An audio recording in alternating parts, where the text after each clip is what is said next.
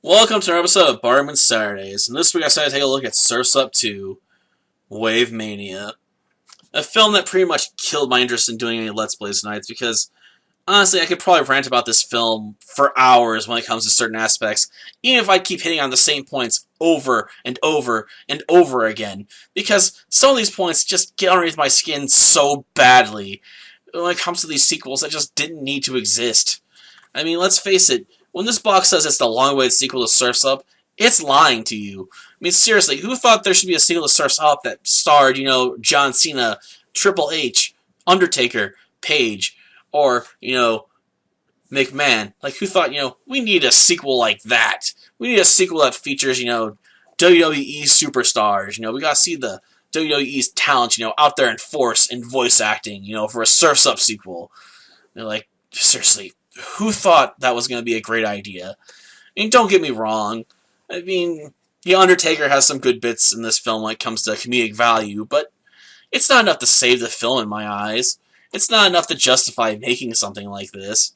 Because Surf's Up just didn't need a sequel. It's a great self-contained film about Cody Maverick's growth as a character and realizing that there's more to life than the W. There's more to life than just winning and being a great success that everyone looks up to. You gotta look out for your family and friends, You gotta care about them a lot more than, winning some competition, because there's always gonna be another surfing contest out there somewhere.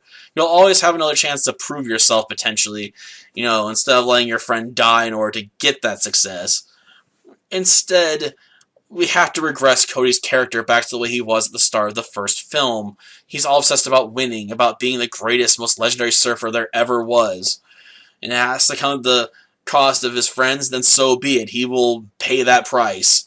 Because he almost kills Chicken Joe in this film. And that's when he finally realizes that he's lost control of himself utterly, when he's willing to potentially kill his friends, accidentally as it may have been, in order to prove himself as the greatest surfer ever. He's like, I've gone too far. And he has to literally walk away to show that he's realized that he needs to go back to the way he was before, at the end of the first film. Like, we're going through the same character journey we went through basically already, only with a slight twist on how it's achieved. Like, if I wanted to watch Cody go through that same journey all over again, I'd watch the first film, because it feels more natural. Instead, here it feels like it has to be forced, because we have to regress his character first so we can get back to where we were. Just no. Just don't do that. Plus, this film retcons Cody's backstory. They decided to, just take the axe to Big Z. Big Z is no longer Cody's inspiration. Big Z, is second fiddle to the Hang Five, the most legendary extreme surfers there are. Surfers that are obsessed with doing stunts that are so crazy and insane that no one would let you do them in real life. And if you died doing them, they'd give you a Darwin Award. The kind of things like, let's go surfing on a 50-foot wave during a lightning storm, or let's paraglide into a tornado, or ride waves during a tsunami, and stuff like that. It's just utter insanity.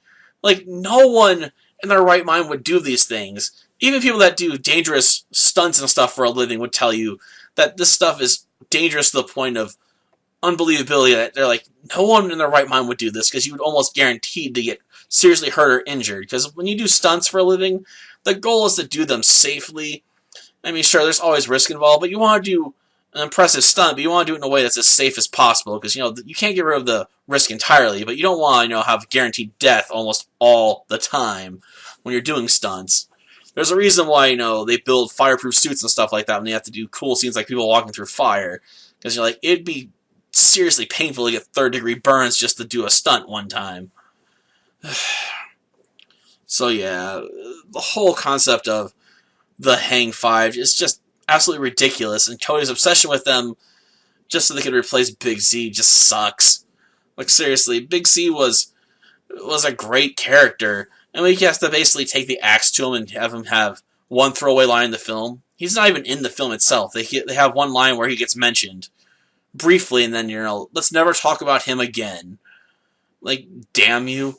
And then we have to replace the music with some rather more generic feeling music. We don't have any of that Sugar Ray, Into Yesterday, and stuff like that. We're just like, no, we're going to throw in some more generic tunes and have, some WWE sound bites for stuff like The Undertaker and whatnot in there. Because, we can't have, older music that's gonna be dated. I mean, it's not like those songs weren't dated already when 2007 came out, probably. It's just... Ugh. So yeah, Surf's Up 2 is just a much, much bigger film than the original. And since it basically tells the same story when it comes to Cody's character growth, you might as well just stick to the original and pretend this one doesn't really exist. Until next time, then. See ya. Scary? Yeah, I get that sometimes. They say it's because I don't smile or talk a lot. But I'm just shy, okay?